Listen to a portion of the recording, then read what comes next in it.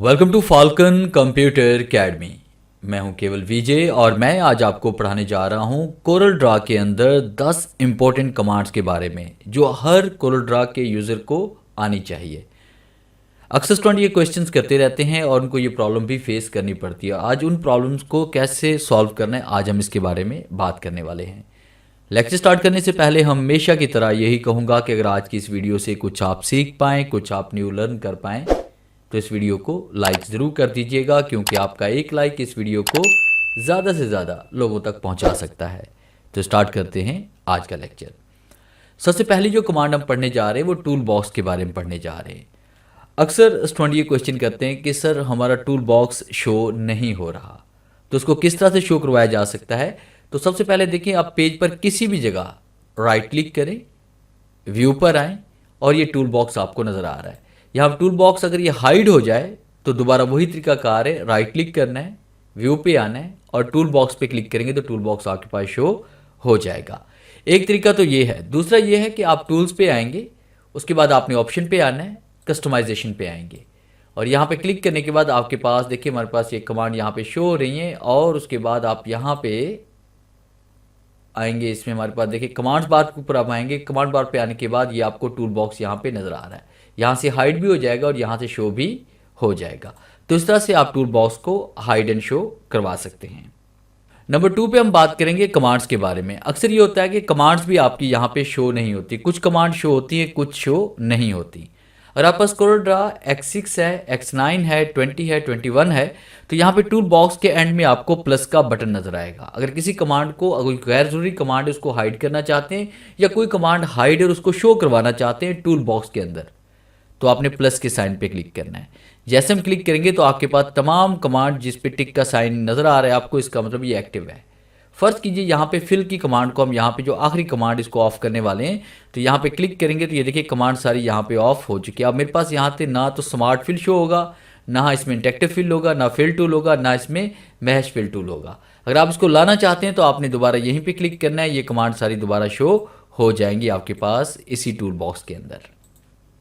और नंबर 3 पे हम बात करेंगे स्नैप कमांड को ऑन करने के बारे में। देखिए फर्ज कीजिए कि हमने यहाँ पे एक बॉक्स बना लिया और उसके बाद जैसे हम कर्सर को इसके ऊपर लेके जा रहे हैं तो आप देखिए यहाँ पे एज शो हो रहा है, यहाँ पे नोड शो हो रहे हैं, या उसके बाद जब भी हम यहाँ पे कोई लाइन वगैरह से अटैच करेंगे तो देखिए हमें पता चलता है कि यहाँ पे ये नोड है, यहाँ पे ये एज है हमारे पास, यानी ये कॉर्नर है हमारे पास, उसके बाद ये लाइन है हमारे पास।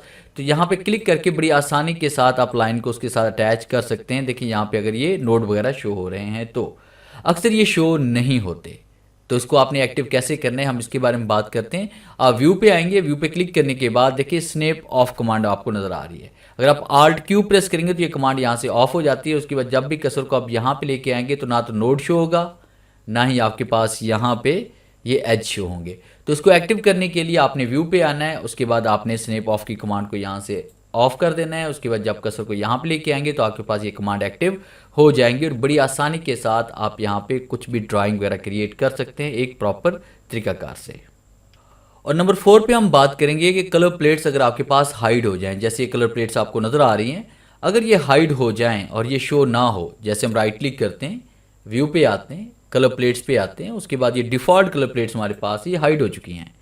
अगर आप इसको शो करवाना चाहते हैं तो वही तरीकाकार है कि आप इसी के ऊपर राइट क्लिक करेंगे, कर्सर को आपने व्यू पे लेके आना है, उसके बाद आपने कलर प्लेट्स पे आना है और डिफ़ॉल्ट कलर प्लेट्स पे क्लिक करेंगे जो इसके ओरिजिनल कलर्स हैं, जो बाय डिफ़ॉल्ट इसके साथ ओपन होते हैं, इंस्टॉल होते हैं। तो अपने डिफ़ॉल्ट कलर प्लेट्स पे आप क्लिक करेंगे तो कलर्स आपके पास यहाँ पे शो हो जाएंगे। और अगर आपके पास ये राइट क्लिक में कमांड शो नहीं हो रही तो फिर आपने विंडोज़ पे आना है और उसके बाद फिर आपने कलर प्लेट्स पे आना है और यहाँ पे डिफ़ॉल्ट कलर प्लेट्स आपके पास है, यहाँ पे आप इसको ऑफ भी कर सकते हैं और यहाँ पे क्लिक करके आप दोबारा इसको ऑन भी कर सकते हैं। और नंबर 5 पे हम बात करेंगे कोरल ड्रा की थीम, कलर स्कीम हम चेंज करने के बारे में कि इसकी थीम हम चेंज करना चाह रहे हैं, यानी हम इसको ब्लैक कर देना चाहते हैं या उसके बाद बाकी ग्रे में रखना चाहते हैं। तो इसके लिए हम क्या करेंगे, टूल्स पे आएंगे और उसके बाद आपने ऑप्शन पे आना है और उसके बाद कस्टमाइजेशन पे हम क्लिक करेंगे और उसके बाद फिर आपने अपीयरेंस पे क्लिक करना है। अपीयरेंस पे क्लिक करने के बाद आपके सामने यहाँ पे कलर का ये टैब नज़र आ रहा है, यहाँ पे थीम आप सेलेक्ट कर लेंगे। फर्स्ट कि मैं यहाँ पे डार्क कर रहा हूँ और मैंने ओके क्लिक किया तो थीम यहाँ पे आपके पास जो अप्लाई हो जाएगी वो डार्क कलर की हो जाएगी। अक्सर आपने कोरल ड्रा की थीम को डार्क ही देखा होगा। अगर आपसे लाइट करना चाहते हैं तो आपने टूल्स पे आना है ऑप्शन पे आएंगे, कस्टमाइजेशन पे हम आएंगे और उसके बाद अपीयरेंस पे हम आएंगे और यहाँ पे क्लिक करके आपसे लाइट या मीडियम कर सकते हैं और ओके क्लिक करके तो दोबारा ये वैसी हो जाएगी जो इंस्टॉलेशन के बाद होती है कलर स्कीम आपके पास। तो इस तरह से आप इसको थीम भी इसकी आप चेंज कर सकते हैं। और नंबर 6 पे हम बात करेंगे कि हम कोरल ड्रा के आइकन को किस तरह से हम लार्ज कर सकते हैं। अगर आपके पास आइकन छोटे छोटे से नज़र आ रहे हैं, लैपटॉप की स्क्रीन है उसमें छोटे छोटे से आइकन आपको नज़र आ रहे हैं, आइकन्स को आप बड़ा करना चाहते हैं ताकि क्लियरली ये आपको नज़र भी आए, तो इसके लिए हम क्या करते हैं, टूल्स पे आते हैं, ऑप्शन पे आते हैं, कस्टमाइजेशन पे हम आएंगे और उसके बाद फिर आपने कमांड बार पे क्लिक करना है और यहाँ पे डिफ़ॉल्ट बटन साइज़ आपके पास है और यहाँ पे हम जैसे लार्ज पे क्लिक करेंगे तो जितने भी आइकन्स होंगे वो सारे आपको यहाँ पे लार्ज नज़र आएंगे और ओके क्लिक करेंगे, देखिए आपके पास जितने भी आइकन्स हैं यहाँ पे वो सारे लार्ज में नज़र आ रहे हैं।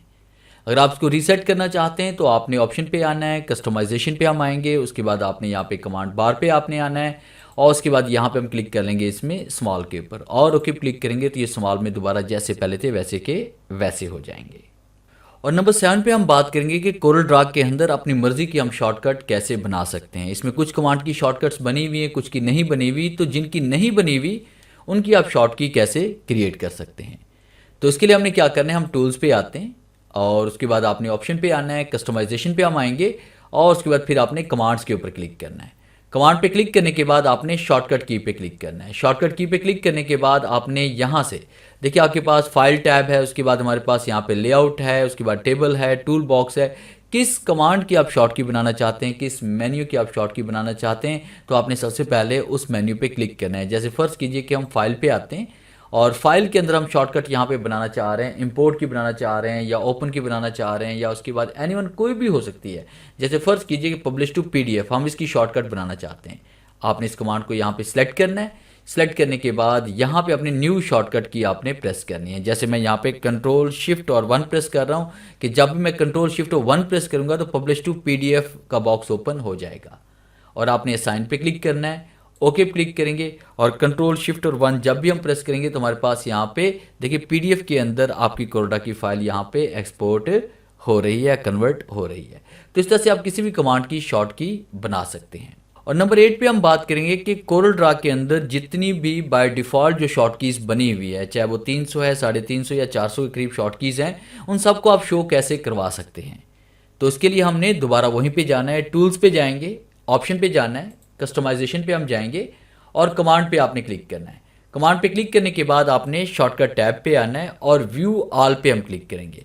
जैसे हम व्यू ऑल पे क्लिक करेंगे तो आपके सामने यहाँ पे जितनी भी शॉर्टकट्स कीज़ हैं जो कोरल ड्रा की हैं वो सारी की सारी यहाँ पे शो हो रही हैं।